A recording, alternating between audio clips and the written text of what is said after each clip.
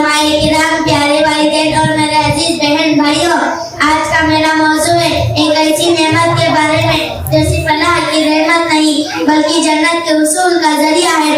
वो नेमत है बेटी। बेटी को इस्लामिया का रुतबा और मकाम दिया गया है। जहाँ ज़माने जाहिलियत में बेटियों को जिंदा दफन कर दिया जाता था, उन्हें वो समझा जाता था, वही इस्लाम ने आकर बेटियों की इज्जत और अहमियत को उजागर किया। अल्लाह ताला कुरान मजीद में फरमाते हैं, लिल्लाहि मुल्कु समावाति वल अर्ज़ यख्लुक़ु मन यशाउ यहबु लिमन यशाउ इनासा यहबु लिमन यशाउ ज़ुकूर।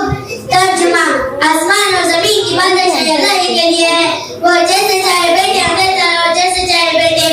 यह आयत हमें यह समझाती है कि बेटी अल्लाह की तरफ से खास रहमत है। वो इंसान की जिंदगी में खुशी और बरकत का जरिया बनाती है। नबी करीम सल्लल्लाहु अलैहि वसल्लम ने बेटियों की परवरिश को जन्नत में दाखिल होने का सबब बनाया। आप सल्लल्लाहु अलैहि वसल्लम ने फरमाया, जिसने 3 बेटियों को संभाला और उनकी अच्छी परवरिश की, अल्लाह उसके लिए जन्नत को वाजिब कर देगा। एक और हदीस में आप सल्लल्लाहु अलैहि वसल्लम ने फरमाया, जिसने 2 या 3 बेटियों को संभाला और उनकी अच्छी परवरिश की, अल्लाह उसके लिए जन्नत को वाजिब कर देगा। यह हदीस से यह बताती है कि अल्लाह बेटी की परवरिश एक जिम्मेदारी नहीं बल्कि आखिरत में कामयाबी का जरिया है। इस्लाम से पहले के माशरों में बेटियों के साथ ज्यादा नाइंसाफी होती थी, उन्हें जिंदा दफन करना आम था।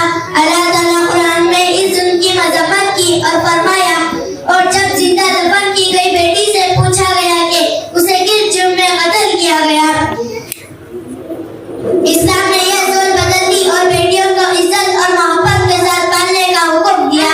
इस्लाम ने बेटियों को वो हुकूक दिया जो किसी मजहब या निज़ाम में नहीं मिलते, उन हुकूक में शामिल है। बेटी की परवरिश एक अहम जिम्मेदारी है। वालिदैन को चाहिए कि बेटी को दीन और दुनिया दोनों की तालीम दे, उसकी शख्सियत बनाने के लिए मोहब्बत और तवज्जो दे, उसका निकाह आसान और शफकत के साथ करे।